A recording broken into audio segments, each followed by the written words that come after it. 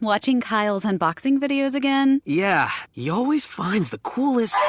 No way! A robot dog? Gotta ask where he got it. Or use your Samsung Galaxy S24 Ultra. Just draw a circle around the dog on your screen, and it shows you where to buy it right in the app. Whoa, I just learned a new trick. And that for once, I beat Kyle to the next big thing. Circle it, find it with the new Galaxy S24 Ultra and circle the search with Google. Get yours now at Samsung.com. Internet connection required. Results may vary based on visuals. Let me give you a big Labor Day surprise. Most people think if we all exercise the same and eat the same, we'd all look the same. And let me tell you why that's wrong. Your body is unique and your metabolism is unique. I'm Lacey Green and I'm a super trainer at Body. That's BODI.com. And you can't see me, but I don't look like your average personal trainer. I'm curvy and I'm proud of it. So I created a program for beginners only on the Body app to show people like us how to get incredible results and be our version of happy and healthy. This isn't just workout videos. It's people like you and me. It's community. It's incredible trainers. It's easy to follow nutrition and mindset experts to help you reduce stress and just feel better.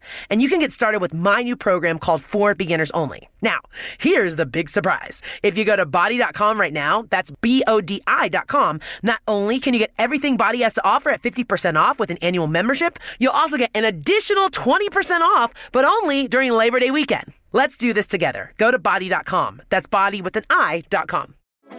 Support for this podcast comes from Frito-Lay and the 2023 Snack Bracket Championship. The Frito-Lay Snacker Challenge is underway, and fans are voting on their favorite snacks to crown champion. We're talking about primetime matchups between the best 64 snacks in the land. Will Ruffles Ridges reign supreme? Can Doritos defend their dynasty?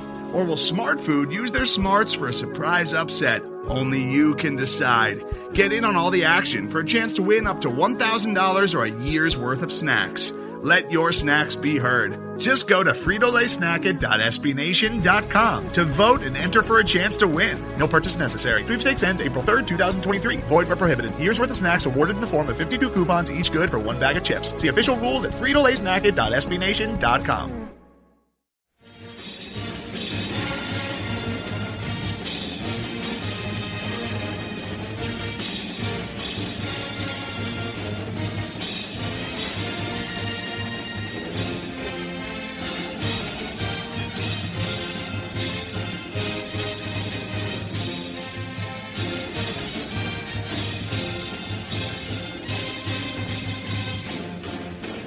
Hello, Duke fans, and welcome to episode 352 of the Duke Basketball Report podcast. It is Wednesday night, still October 27th. It was October 27th the last time we talked to you, 2021. We're doing it again because the season is coming, and we're just too dang excited. Earlier this afternoon, we caught up with Kyle Filipowski. He is coming to Duke next year. He is John Shire's first recruit. If you missed that episode, go back in your feed and find it. Kyle Filipowski seems like a good dude, and you are going to want to hear from him. But we are back because we had two more topics we needed to discuss, and we didn't want to wedge them into that episode because we wanted to give them the space to breathe that they deserve. So a couple things that we are back here for. Before I get to those, I am Sam Klein. I am your host for this episode. I have Jason and Donald with me. Guys, hello. I'll start with Jason. How are you doing this evening? It's only been a few hours since I last talked to you. Yeah, I'm doing great. I enjoyed the conversation with Kyle, but I'm really looking forward to the start of the season, even if it's just an exhibition game. I want to get to a preview where we're talking about the Blue Devils playing in Cameron in a game that doesn't matter. Absolutely. Donald Wine is also here. Donald, how excited are you for the one exhibition game season?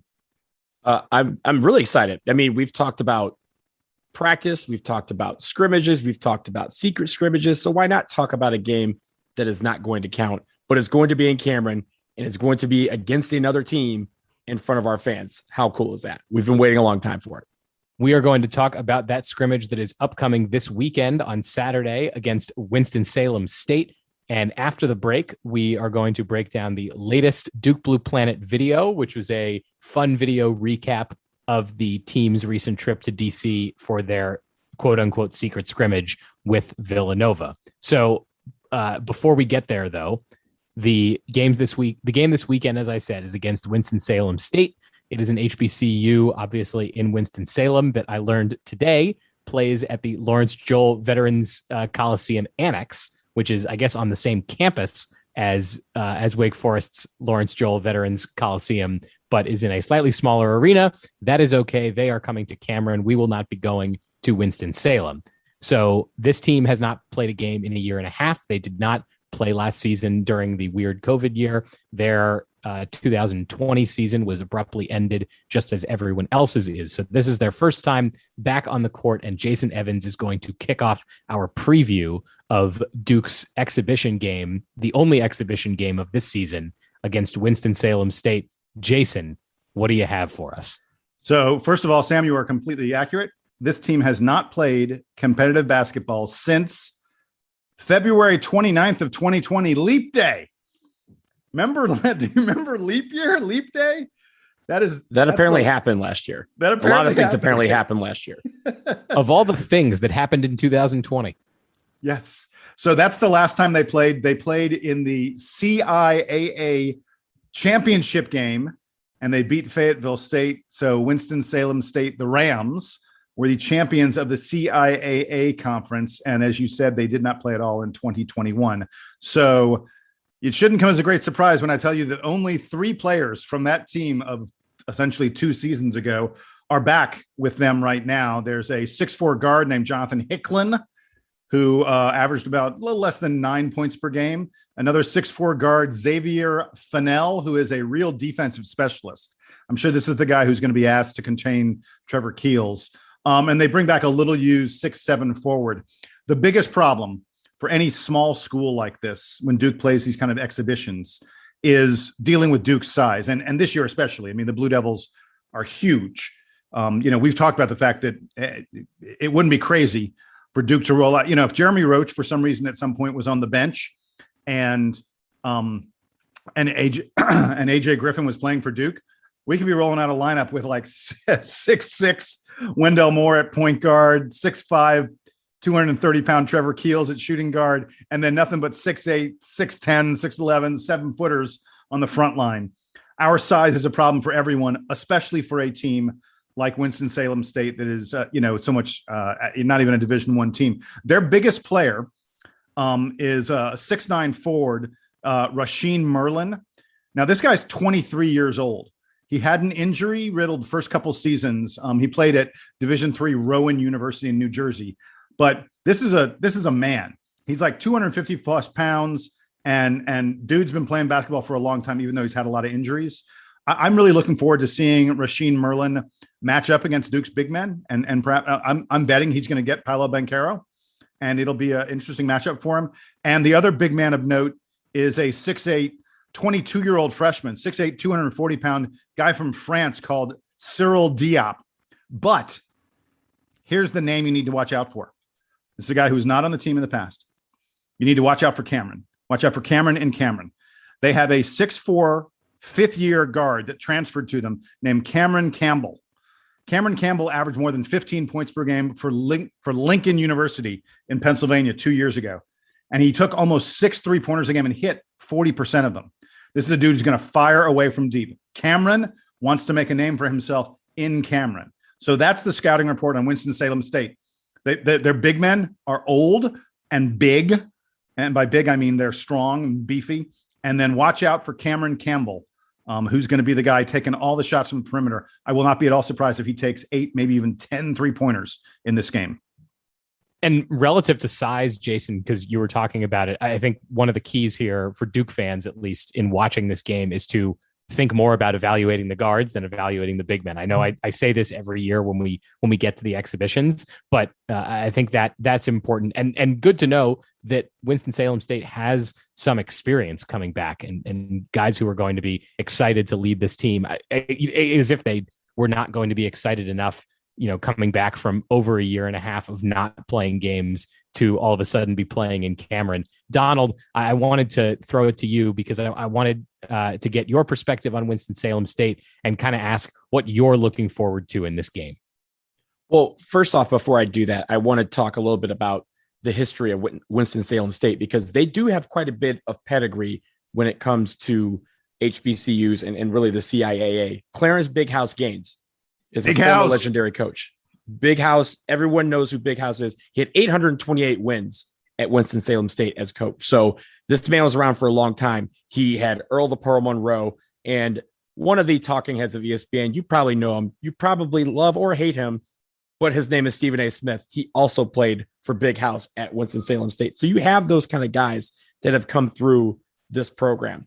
Now, getting back to what I want to see from this game, I want to see the ball handling be on point, because that's going to be the key for any offense, is to make sure that you can take care of the basketball. As Jason said, they don't have guys that are really big. They have guys that are strong, and they're strong on the basketball. And because of that, this is a good test, because I want to see how our guards react to kind of getting pushed around a little bit. These guys aren't going to be bigger than them, but they're going to be physical. And I think that's going to be an interesting key, especially as we get into some of the games that we have coming up this season in the ACC, where guys are going to want to hover around us, get us off of our game by hounding the guards. If we can ball handle right here, this is the first step of many to seeing how we react to that and growing from it. And the thing I guess the other big thing that I'm looking forward to here is the potential, maybe, that AJ Griffin might be back in uniform. It seemed like he was practicing with the team this week. I know we're going to talk a little bit about images and photos from the scrimmage this weekend, but would be very, very curious and excited to see if AJ Griffin is back in uniform for Duke this weekend. I would be excited to do it, but I also kind of am leery at bringing him back so soon, because this is this exhibition game that doesn't count, right? This is about getting everything into a roll. He doesn't need to be a part of that this weekend. So maybe we see him for a spot second, but if it were me, I rest him and get him ready. And hopefully he's ready by the Kentucky game. Layup line. What I'd be looking for from AJ Griffin is, does he join the team in uniform in the layup line? Mm-hmm. I don't think he plays, but if he's in the layup line, that's a very good sign. Yeah, absolutely. I think that's a good way to do it. The other thing that I'm looking forward to is seeing Jeremy Roach and Trevor Keels play together. Obviously, it's in an exhibition, and there's only so much we can take from it. And Trevor Keels is going to be big enough to bully most of the Winston-Salem State guys, but very excited to see those two back together again on the court playing on the same team. Jason, leave me with one more thought on Winston-Salem State. So I found I was doing research on this team. Obviously, I didn't know about Cameron Campbell and Rasheed Merlin on my own without doing some research. And in the course of my research, I found out a really fascinating fact about this specific exhibition game and how important it is for Winston-Salem State. So Winston-Salem State will get $15,000 for playing Duke, plus 75 tickets. They got 75 tickets to the game. They were given that they're going to give to like donors and people who are connected to the team and parents and stuff like that. But the big thing for them is they got $15,000 from Duke. Additionally, they're playing an exhibition against Wake Forest on Friday, November 5th. Almost a week after they play Duke, they will play Wake, and they get $7,000 from Wake. Duke's paying them $15,000. Wake's only paying them $7,000. But that combined $22,000. I just want you to understand how important that money is to Winston-Salem State. In 2019-20, the last time they had a season, the men's basketball team total revenue for the season was only $40,000. They're going to make half their total revenue off of playing these two exhibitions. It's just hugely important for a school like this to get an opportunity like this. Not because, obviously it's great for the players to get a chance to play against future pros, to get a chance to test yourself, to play, it's not exactly national TV. It's ESPN 3, ESPN Extra, whatever you want to call it. But it's a chance for these guys to play and have everyone that they want to watch the game. But for the program, this is the lifeblood of these programs. They're going to get $22,000 from Duke and Wake Forest.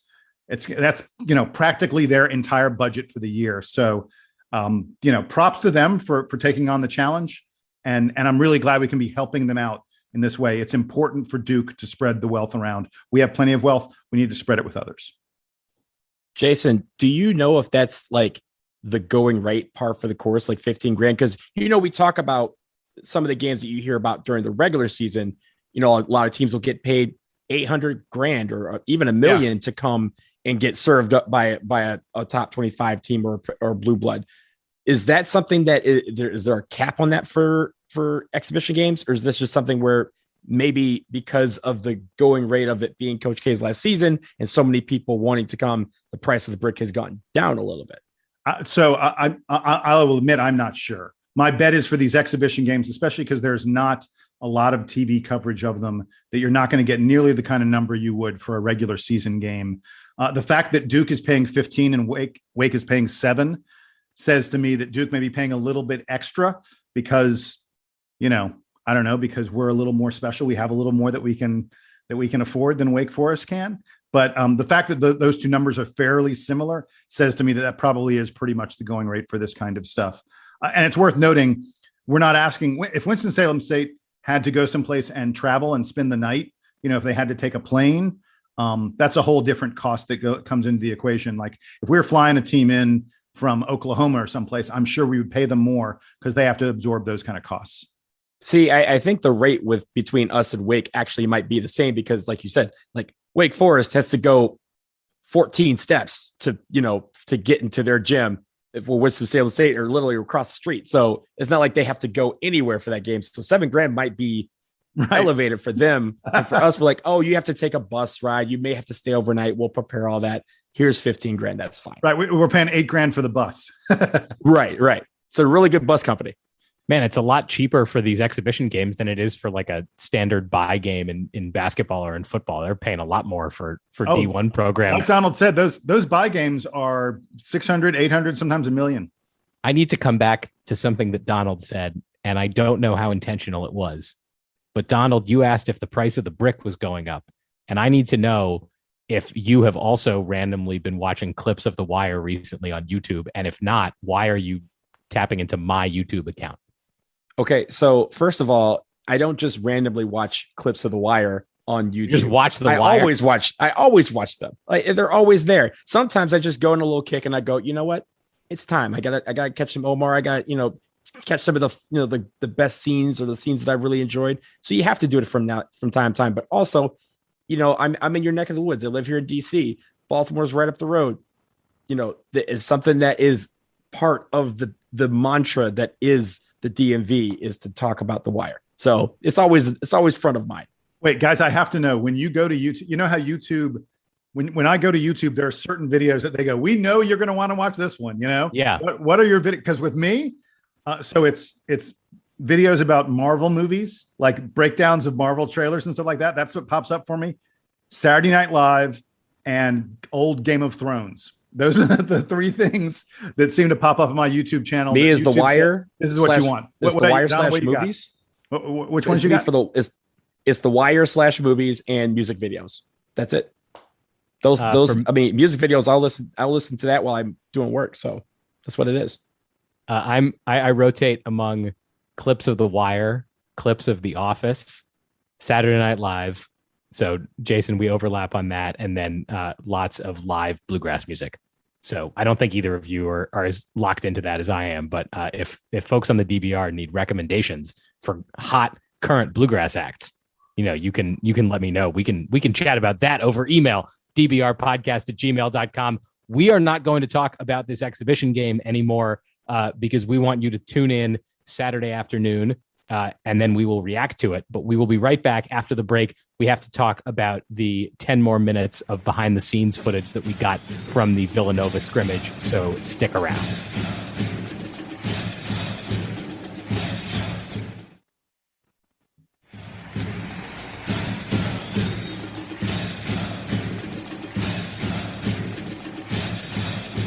So earlier today, Duke basketball put out a video montage of the trip to Washington, D.C., where Duke visited the Washington Wizards practice facility and played Villanova. We have talked way too much about the limited clips that we got already from this game. By the way, I can't believe that they did this. Like, we literally finished recording and then they put the thing out again. Right. I know. We spoke about the 45 seconds of Villanova video, and then they dropped this. I was like, really, guys? So to be fair, they posted it last night because after the women's national team game, when I was going to bed, perusing through YouTube as I normally do, or through Instagram Reels, that came up, a link to that video. So I was like, when you guys posted today, I was like, did they post it again? Was that a dream of mine? No, they had just posted like right as the clock struck midnight. It just showed up in my feed today. That's what it must have been. Yeah. In between my Game of Thrones video. Yeah, I was gonna say it showed up right after Billy Strings today for me. So we have to talk about it because it happened. The video started with sort of the quick hits of the Duke guys boarding the private jet from RDU, landing in DC, going out for what appeared to be a very fancy dark dinner, which looked like a lot of fun, practice, and then the scrimmage, and then the return home. So I don't have any particular agenda for this. Everyone can sort of react how they would like. Donald, I would like you to start. Tell me about your impressions of the trip, and feel free to not analyze the basketball. Yeah, well, there's only two basketball things I'm going to note, but I'm going to start with this. I was trying so hard to find where they had dinner because it looked really good, and I want to go there because it's obviously here somewhere. I was wondering the same thing. If they know where it is, if you out there know where they ate dinner, dbrpodcast@gmail.com. And that way I can book a reservation. No, they were in a private room. They were clearly in a private room. Oh, this is my town. I just need to know the restaurant and I'll get the room. That's not a problem. I just need to know what room it is. So if there's a money room involved, I don't have enough money to get into it, but I know someone who probably does. So with that said, that looked like a nice part. And I do like how they were going back and forth on just like the trip and making it look like a road trip. I do want to comment on two quick basketball moments. One, Theo John yammed him someone from Villanova who sadly will have to retire before the season starts because that's what happens when you get yammed done like that. I don't know who it was, but it was a yamming. That's that. Second thing, Jason, in the last episode, we talked about or a couple of episodes ago when we talked about the first video, you said, Mark Williams didn't really do that well because we didn't get any block plays. Well, we have some block plays for you. So it sounds like they were just trying to give it all to us bits and pieces at a time. So it looked like Mark Williams had a couple of plays where he was on defense doing his thing. So I really appreciated that. Yeah. So I was going to say, when I was watching the basketball, there were two things that stuck out to me. We had said, hey, we didn't see much of Jeremy Roach or Mark Williams. Well, then suddenly, like the first 30 or 40 seconds of highlights, and they are very quick highlights, was like all Jeremy Roach and Mark Williams. I think Jeremy and Mark's PR people must have spoken to Duke and said, hey, you didn't cut any clips of us. And so they included a lot of Jeremy and Mark. They listened to the podcast is what that's what happened. That's definitely what happened. Yeah. No, hey, there's not much to say about it. I was pleased that Jeremy and Mark got those highlights in there and that they looked good. Jeremy Roach took like an 18-foot pull-up jumper. Ordinarily I'd go, that's a low percentage shot. What you doing, man? Knocked it down. Of course, we shot 100% in the video, just like the last one. So, no big surprises, but yeah, it's fun to see more of it. It's fun to get the additional little hints about, who's doing what. I liked seeing Mark Williams block the shots.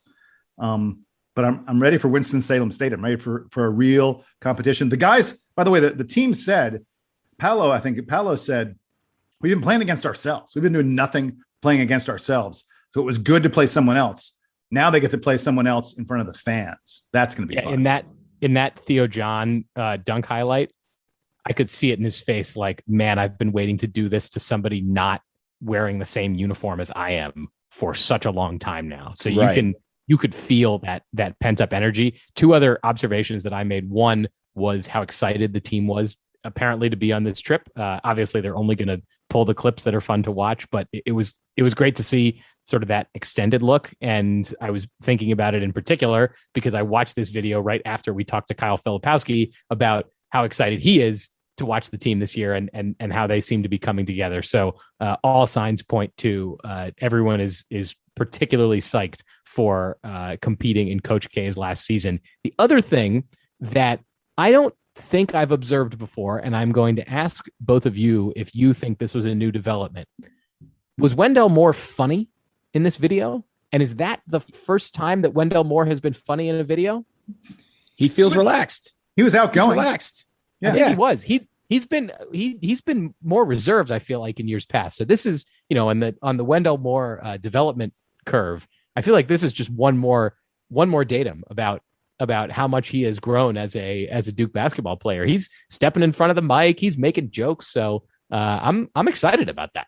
Yeah, and I speaking of Wendell Moore, captain, I saw him and Joey Baker look like they are really embracing the leadership role. We saw them gathering the team around them, talking to guys and stuff like that. We've talked so much about how last year did not have leaders. Not going to be a problem this year. It's abundantly clear those two guys recognize that they've got this role that, on lockdown for this season.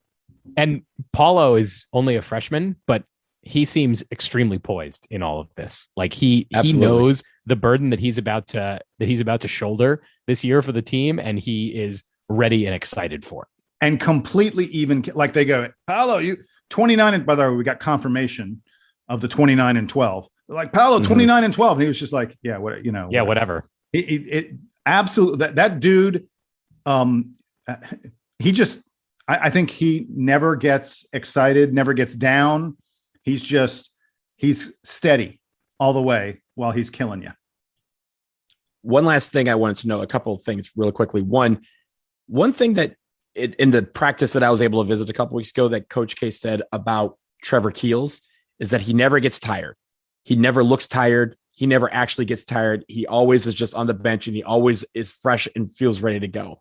Keep a note of that, because in these videos, you see him run around doing stuff, and he never has a different face other than that face of just sheer determination and just going for it all, because he knows he can do it. So that's one thing to note. And the other thing I'll note is I really love when Duke basketball does some of these behind the scenes things on like road trips, or like what a day is like in the life of a player or in the life of a coaching staff or whatever, because it gives us a chance to kind of peel back the onion and see what an operation all of this is and how many people it takes for them to do their job right, just so Paolo Banchero can have a basketball in his hand and shoot, just so Jeremy Roach can pass it to Wendell Moore, who can shoot a three. There's a lot that goes into the operation of Duke basketball. And I love that they're doing these little behind the scenes things so that you kind of see how it works, so that people don't just go, oh, these guys just show up and play ball. There's a lot of people who are involved in it, and a lot of people deserve the credit for how this program operates like a well-oiled machine. I completely agree. But if the bus didn't show up on time and the restaurant didn't have the right reservation and they had to go to someplace different, we wouldn't see it. True. And if the shrimp cocktail wasn't banging, they would have taken that off the menu. So exactly. But that said, you're 100% right, and it is really cool. I love how media savvy Duke is about all this stuff. They really bring the fans in by giving us these peaks. And we love that, and we'll continue talking about it. Okay, before we get out of here, Donald, I know there was a topic that came up today that you wanted in particular to discuss. It regards the future of the ACC, specifically ACC headquarters. Tell us what you're thinking. Yeah, so this actually appeared, there was a lot of discussion on the DBR forum. So if you're a part of that, go to that thread. It's popping right now. So basically the idea is that the ACC is considering moving its headquarters out of Greensboro. The reason why is basically saying they want a fresh change, and a lot of schools are calling for them to move to an area that is a little bit more robust. Basically, a lot of times these guys have to fly in, or all these ADs have to fly in on short notice to do meetings or conduct business. And Greensboro is not necessarily known for being the hub of transport on the Eastern Seaboard. So they're talking about considering moving to a bigger city that has a hub airport, that has a lot of amenities, things like that. Now, I do want to preface this by saying there's a couple of trains of thought for this. The first one being move it to Charlotte. That seems like the most logical choice. It's in North Carolina. It's still in the center of what is the Atlantic Coast Conference. It's a big city. It has a big hub. It doesn't have a team. And I think that's important, because I think some schools don't want it to be in a big city that has an ACC school currently in it, which would rule out places like Atlanta or Boston. The other one that makes a lot of sense is right where I'm sitting right now in Washington, D.C. Again, right smack in the middle. It used to be a part of the ACC, so it's part of that culture, and it's close enough to a lot of schools that it's still easy to get to for a lot of teams. So those are kind of the things that people are debating back and forth. There's obviously some other ones that you can throw out, from New York all the way down to Tampa. But I think if you're looking at the ACC moving, I think the logical choices are either Charlotte, or if the non-Carolina schools really have their say, it would be Washington, D.C.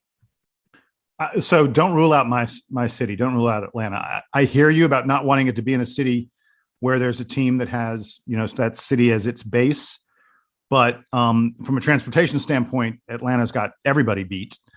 And, absolutely. I do think one thing that's going to work against Charlotte is the non-North Carolina teams have always felt like North Carolina dominated the conference that we play. We play the ACC tournament in North Carolina more than any place else. And these four, Duke, UNC, NC State, and Wake Forest, have had an outsized impact on the conference for a long, long time. I think that those schools probably are going to want to move it someplace other than the state of North Carolina. I think you're right. I think you're probably right. Washington is probably the most logical place. But it'd be real interesting to see if they did Atlanta. You'd be going right into the SEC's backyard, which could be a little bit awkward there. But I think those are the two main possible. I don't think they'll go as far north as Boston or New York because the conference is still mostly Southern, and they just don't want to be that far away. Let me put the plug in for New York as the potential option, because I do think that DC is probably still the most logical. As Donald was saying, I think it's the the easiest for everyone when you put it in aggregate. It's basically right in the middle geographically of where the conference is. And if I can really quick, the other advantage with DC is that the NCAA college sports are becoming more and more intertwined with our government. And there's going to be legislation that, impacts things. And if you're the ACC, if you're in DC, you're going to be able to cozy up to some of those people a little bit better than if you're in a different city. That actually leads very perfectly into my potential pitch for New York, which is that as much as the conferences want to be close to Washington and close to legislation, I think it's even more important that they're close to media. And the media companies are all headquartered in New York. ESPN Amen. Is in New York. All the broadcast companies, if they're not headquartered there, they have major presence in New York. So whoever the ACC's broadcast partner is long-term, if it's not ESPN, although they're certainly locked into ESPN for a long time, whoever it is, that company is going to be in New York. Being in the media capital of the East Coast, if not the whole country, I think is important for the ACC. And ultimately, that's where the money is coming from. So I would not be surprised if the ACC leaves Greensboro for New York City. A couple of things on that. I think the one thing about Charlotte that's intriguing, if they still want to stay in North Carolina, is that Charlotte has become the southern hub of ESPN over the last 5 years. The ACC network is headquartered there as we speak. So them moving there wouldn't really change operations as much as it would moving to DC or moving to New York. But in DC, the one thing about it from the government side, or just the government relations side, is that a lot of people don't know this out there. And I think you guys do because you guys are tuned into everything. But Duke has a Washington office for government relations here. Our alumni club runs out of this club, the Duke of Washington office. Almost every single school, major school in a P5 conference, has offices here in DC because of the government relations perspective side of things. And because of that, there's a lot of meeting space available. So if these guys are trying to meet and they move here, they will have the opportunity to be able to just meet whenever they want, because meeting space will not be at a premium as it would be in a place like New York. It's funny for us to be arguing about this, given that like everything happens remote now, and you don't even have to travel to these places to be able to meet with people. So they're going to leave Greensboro and they're just going to move to Richmond. I was just going to say, so we now discuss the merits. We discussed the merits of New York, Washington, Charlotte, and Atlanta. You know what that means? They're moving to Miami for sure. Nashville, right. Yeah, they're going somewhere nice. They don't have to waste their time being in these big corporate hubs. Who cares? Vegas, baby. They're going to be in the hotels. ACC based in Vegas. Basically, they're going to be in the hotels, their own hotel rooms to conduct the conference, and then they're going to be like, oh, well, we said we're ending at 8 because I have this other prior engagement. They going out. That's what they try to do. That's really what it boils down to. Greensboro is not sexy for a lot of the executives of the ACC. They want to be in a place where they can party. And some of the ones that we've mentioned are all places where they can party and have a great time and also wake up in the morning and get some business done. I like it. All right. We will see where the ACC moves. We will be back to talk about the Duke and Winston-Salem State exhibition game. But until then, for Jason Evans and for Donald Wine, I am Sam Klein. This has been episode 352 of the Duke Basketball Report podcast. Stay in touch with us, DBR Podcast at gmail.com. Tell us what's on your YouTube feed, I guess, and we'll talk to you again soon. With that, Duke Band, take us home.